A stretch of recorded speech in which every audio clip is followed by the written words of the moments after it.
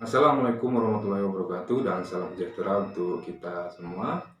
Nah, kembali lagi kita bertemu pada pertemuan kali ini. Jadi saya ingin memberikan arahan ya tentang tugas pembuatan proposal PKM 2022. Nah, jadi tugas ini merupakan pengganti ujian akhir semester. Ya, ini saya berikan lebih cepat karena memang ada informasi dari pembantu dekan 3 itu tentang penerimaan proposal PKM tahun 2022 sampai tanggal 25 Oktober. Sekarang sudah 10 Oktober. Jadi mohon dimaklumi kalau memang tugas ini diberikan lebih awal. Ada pada beberapa mata kuliah itu saya sudah berikan atau ujian semester itu juga sudah berkaitan dengan observasi ya, atau juga dalam merumuskan judul penelitian. Nah, ini boleh silahkan dilanjutkan saja. Nah, ini langkah-langkah pengerjaan tugasnya ya. Yang pertama, mahasiswa itu silahkan bentuk tim PKM ini ya. Nah, tips untuk membentuk tim PKM adalah pilih ketua. Nanti kan dia ada ketua, ada anggota ya. Yang ketua ini pilih yang cakap berbicara, presentasi, berkomunikasi begitu ya. Karena dia yang akan banyak tampil nanti dalam menjelaskan program kreativitas mahasiswa tersebut. Nah, kemudian minimal ada satu mahasiswa dari prodi kita, itu prodi pendidikan sosiologi. Selebihnya terserah ya.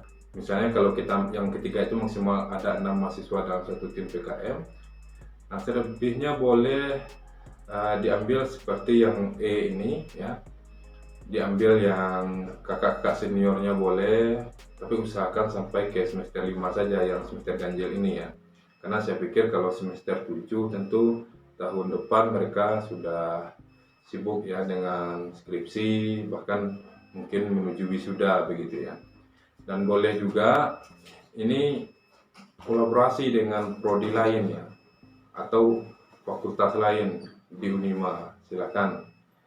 Ya, misalnya kalau membutuhkan anggota yang paham soal akuntansi, cari teman yang dari prodi akuntansi. Atau juga mungkin membutuhkan yang berhubungan dengan teknik, cari teman dari fakultas teknik. Jadi ini sesuai dengan kebutuhan dari tim PKM itu sendiri. Ini memang sebisa mungkin usahakan kolaborasi. Ini nanti akan sangat membantu kalau memang dalam satu tim PKM itu yang maksimal misalnya 6 orang, satu dari prodi sosiologi, kemudian anggotanya ada yang tapi usahakan ya yang ketuanya itu memang dari prodi sosiologi, anggotanya boleh terserah sesuai kebutuhannya. Terus yang kedua, pilih skema PKM-nya. Jadi untuk diketahui memang untuk program kreativitas mahasiswa ini skemanya juga banyak ya. Seperti yang tahun 2021 ini mahasiswa juga boleh cek di internet ya. Ini kalau di sini ada 8 PKMR itu research, PKMK kewirausahaan, PKMPM pengabdian kepada masyarakat, dan seterusnya. Nah, jadi kalau yang saya lihat ya, khususnya kalau untuk pendidikan itu teman-teman yang lalu itu saya lihat mereka banyak membuat PKM research, kemudian mungkin bisa juga PKM kewirausahaan dan PKM PM pengabdian masyarakat. Nah, pokoknya mahasiswa silakan pelajari saja mana skema yang ingin diambil. Kemudian rumuskan judul PKM. Nah, jadi saya berikan tips sedikit ya. Mahasiswa juga boleh cari informasi yang lain. Kalau judul itu buat semenarik mungkin ya. Yang kedua, mengandung ada nilai-nilai kreatif di sana, ada nilai-nilai kebaruan atau inovatif. Yang ketiga, memang apa yang kita lakukan dalam PKM itu berguna untuk masyarakat atau sedang dibutuhkan oleh masyarakat.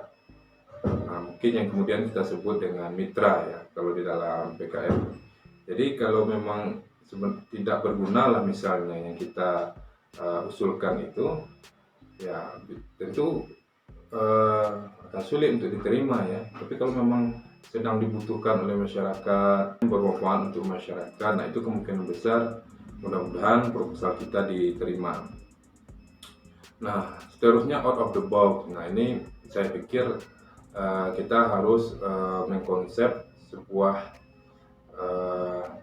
judul yang memang tidak seperti biasa dilakukan atau seperti yang biasa-biasa saja begitu ya. Harus ada sisi yang seperti yang di atas tadi, ada kebaruan lain dari yang lain lah istilahnya, dalam artian positif begitu ya. Sehingga ini menarik nanti untuk bisa menjadi nilai tambah begitu ya. Nah, kemudian yang keempat, buat proposal PKM ini berdasarkan beberapa contoh yang sudah dikirimkan dosen ke LMS. Jadi saya nanti akan kirimkan contoh beberapa proposal PKM.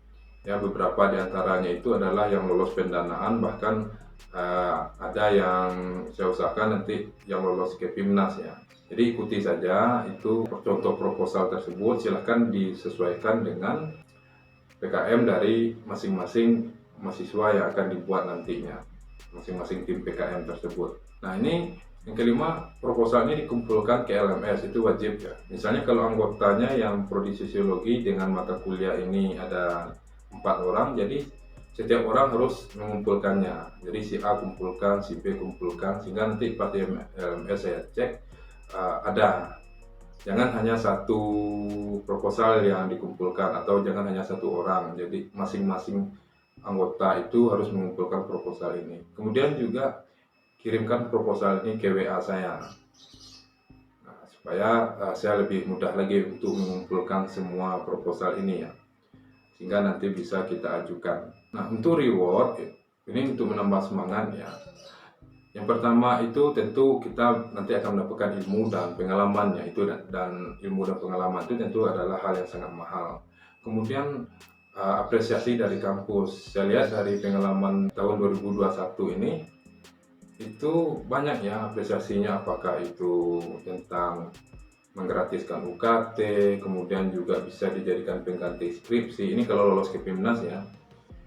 Kalau yang sampai ke pendanaan itu ada bonus berupa uang dan lain sebagainya yang diberikan oleh kampus ya, apakah itu dalam skop universitas maupun dalam skop fakultas, bahkan mungkin ada yang sampai ke tingkat prodi ya yang memberikan bonus-bonus ini. Kalau dari saya ya, itu nanti ada jaminan untuk nilai akhir itu minimal B ya, dengan catatan siswa yang bersangkutan harus mengikuti perkuliahan seperti mahasiswa-mahasiswa yang lain begitu. Kalau sampai ke lolos untuk mengikuti bimbingan teknis, kan tahapnya nanti proposal ini kita akan ajukan, kemudian akan diseleksi apakah lolos ke tahap berikutnya, ke bimbingan teknis, dipimpin langsung nanti oleh, di sini ya di informasi ini sudah dijelaskan dari reviewer nasional PKM. Nah, jadi nanti akan dibimbing itu ya sampai nanti untuk submit ini untuk menambah peluang lolos ya pendanaan ini ya, atau diterima nanti proposal PKM kita. Kemudian dari saya juga ya, yang poin 3, 4, dan 5 ini adalah reward yang khusus dari saya.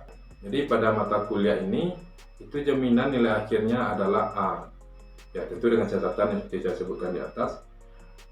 Jika proposal PKM ini sampai pada tahap layak submit. Nah, jadi tadi kan sampai ke lolos untuk mengikuti bimbingan. Kalau sampai ke layak submit, itu kan tahap kedua ya. Nanti setelah dilakukan bimbingan teknis, nah itu saya akan berikan nilai A kepada mahasiswa tersebut atau kepada semua mahasiswa di Prodi Pendidikan Sosiologi yang ada di tim tersebut. Nah, kemudian jaminan nilai A juga pada semua mata kuliah yang saya ampu selama 1 semester jika sampai lolos ke pendanaan ya. Nah, jadi itu. Namun yang terpenting kalau menurut saya soal reward ini adalah, ini kan mahasiswa di dunia kampus ini adalah tahap belajar. Yang penting itu adalah ilmu dan pengalaman, itu yang sangat bernilai dan berharga ya. Kalau ada bonus-bonus dan reward-reward lain ya, itu kita anggap saja sebagai tambahan-tambahan ya dari kerja keras yang sudah kita lakukan. Nah, ingat ya, ini dikumpulkan paling lambat hari Rabu tanggal 20 Oktober tahun 2021 pukul 23.59. Jadi pertemuan berikut kita tidak masuk karena saya akan berikan kesempatan mahasiswa untuk fokus dalam membuat proposal ini. Nah, itu saja arahan dari saya. Kalau masih ada yang ingin bertanya, Silahkan tulis di kolom komentar YouTube ini, dan boleh juga hubungi saya melalui media sosial yang sudah saya berikan kepada mahasiswa. Itu saja, saya tutup. Assalamualaikum warahmatullahi wabarakatuh, dan salam sejahtera untuk kita semua. Edukasi.